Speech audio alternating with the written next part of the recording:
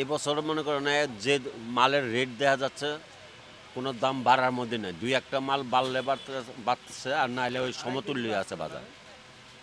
এক বছর ধরে সমতুল্য বাজারটা আছে, এর মধ্যে খালি জিরার দামটা একটু কমছে, কমা আগে গতবার যেমন 1100 ছিল এখন 600, 610-20 এর মধ্যে বিক্রি হচ্ছে। মশলার দাম মোটামুটি এক বছর যে সমতুল্য চলছে সেটাই চলছে, দাম বাড়েও নাই কমও নাই। দাম জিরা যেমন আমরা বেচতেছি 600 টাকা, তারপরে ছোটো এলাচ বেচতেছি 4400 থেকে আরম্ভ করে 5000 টাকার মধ্যে, কালো এলাচ বেচতেছি আমরা 2550-60, গোলমরিচ বেচতেছি 1100 টাকা, লং বেচতেছি 1280 টাকা। এটি বাজার আর কি মোটামুটি। ক্রেতা একটু কম এবার, ঈদের মধ্যে ক্রেতা খুবই কম, মানুষের বোঝা যাচ্ছে যে একটু অর্থনৈতিক সংকটের দিকে মানুষের আছে। আমরা মাল নিয়ে এলো চিটাগাং, এই খাতুনগঞ্জ, বগুড়া, সাহেব বাজার, এই বাজার, ঢাকা ইয়েতে চকে আমরা মাল না, এর সম্ভাবনা খুবই কম আছে, মনে হয় বাড়বে না, বাড়ার সম্ভাবনা নাই। হ্যাঁ, মশলা কিনতে আসলাম তো দাম তো অনেক বেশি, যার ফলে আমাদের যতটুকু প্রয়োজন তার চেয়ে একটু কম কিনতে হচ্ছে।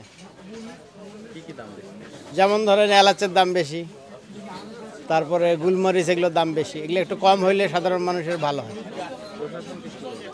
প্রশাসনকে বলবো যদি এগুলোর কোনো সিন্ডিকেট থাকে, হ্যাঁ, সেগুলো ব্রেকডাউন করা দরকার, যাতে সিন্ডিকেটটা না হয়, এবং একটা এখানে যেন বাজারে যে তাদের যে মনিটরিং আছে, মনিটরিং ব্যবস্থাটা চালু করতে পারে, কে কত বিক্রি করে না করে, কোন জিনিসটার কত দাম, তারাও যেন একটু জানে, এবং বাজারে যেন এটাকে তাকে অ্যাওয়ার করে যে আপনি এইভাবে কাস্টমারের কাছে, যাতে কাস্টমার ক্ষতিগ্রস্ত না হয়। এটা কিছুদিন থেকেই বাড়ছে, এখন না, আমি আগেও মশলা কেটছি গত মাসে, ওই রকমই আছে, কিন্তু কথা হলো আর একটু কমলে ভালো হইতো, কারণ মানুষজনের তো অনেক খরচ থাকে। টানা সপ্তমবারের মতো বেস্ট টিস্যু পেপার ব্র্যান্ড হিসেবে স্বীকৃতি পেয়েছে বসুন্ধরা টিস্যু। অন্যান্য বার কোরবানি ঈদে মশলা কিনি, যা কিনি তার এবার 4 ভাগের 1 ভাগ কিনতেছি, কারণ প্রতিটা আইটেমের দাম বেশি। গোলমরিচ বলেন, এলাচ বলেন, এই যে আপনার এগুলো ছিল, আপনার জিরা ছিল 300 টাকা, সেটা এখন 600 টাকা, 600-700 টাকা এখানে চাচ্ছে। প্রতিটা মানে এমন অবস্থায় চলে গেছে যা চিন্তা করা যায়, মশলা কেনাই যায় না, যার ফলে আমরা কিনতেছি ধরেন আপনার 50 গ্রাম, 100 গ্রাম এইভাবে কিনতেছি, উপায় নেই তো, এত দাম বাড়ে গেছে আপনার মশলার। এই যে কালো এলাচ দাম বেশি, সাদা এলাচ দাম বেশি, দারচিনির দাম বেশি, গোলমরিচ, প্রতিটা আইটেমের দাম আকাশচুম্বী। কাজে কোরবানি ঈদে আমরা এবার গরুর চেয়ে মশলার দাম অনেক বেশি বিধায় আমরা এবার এইভাবে ইয়ে করতেছি। মানে সাদা এলাচটা নিচে 5000 টাকায় কেজি, আবার গরম মশলা যেটা ওটা 3500 টাকা কেজি।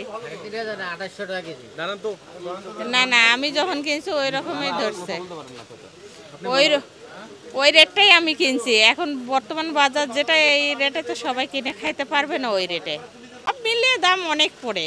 যেমন ঈদের বাজার হিসেবে দামটাও অনেক, সবার পক্ষে ওটা সম্ভব হবে না। মশলা অবশ্য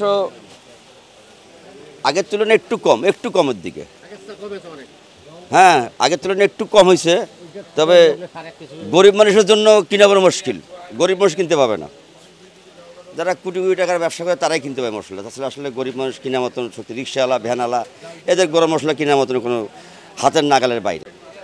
একটু কমছে, মানে সেইভাবে কমে নেই আর কি, একটু কমছে। ওই কমাতে আপনার রিক্সাওয়ালা, ভ্যানারা, লেবার এরা খাইতে পারবে। ঈদুল আজহা উপলক্ষে মশলার একটা যেহেতু চাহিদা থাকে, এই চাহিদাটা শুরু হয় মূলত 15 দিন আগ থেকে।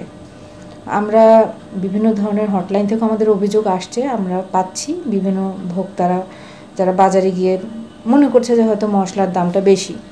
এখন আপনাদেরকে যে বিষয়টা আমরা বলি যে মশলাটা আসলে আমদানি নির্ভর একটি পণ্য, বিভিন্ন ধরনের মশলা থাকে, কালো এলাচ, সাদা এলাচ, লবঙ্গ, এটা কিন্তু আমাদের দেশীয় পণ্য না, মশলা আমাদের দেশে উৎপাদনও হয় না, কিছু সীমিত পরিসরে সাদা এলাচটা হচ্ছে, সেটাও আবার লং টাইম অপেক্ষা করা লাগে।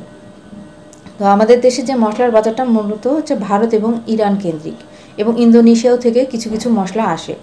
এর মধ্যে জিরাটা ইরান আর ভারত জিরার বাজার দখল করেছে। আমরা যে বিষয়টা দেখছি যে গত অর্থ বছরে যেমন রোজার ঈদ কিংবা কুরবানি ঈদের সময় জিরার দামটা ছিল 900 থেকে 1000 টাকা কেজি। এবার কিন্তু বাজারে গিয়ে দেখা যাচ্ছে 450 থেকে 600 কিংবা 650 কিংবা আরও দূর দূরান্তের গ্রামের বাজারগুলো থেকে আর 50 টাকা বেশি, কারণ তাদের একটা পরিবহন কস্ট থাকে। এটা দেখা যাচ্ছে হয়তো ভোক্তাদের কাছে এটা বেশি মনে হচ্ছে, কারণ সবার তো ক্রয়ের ক্ষমতা কিংবা সামর্থ্য সমান নয়। তো যাদের সামর্থ্য তেমন না তাদের এটা অভিযোগ আসাটাই স্বাভাবিক। আমরা দেখছি, কিন্তু আমাদের কাছে মনে হচ্ছে যে আসলে দামটা স্বাভাবিকই আছে।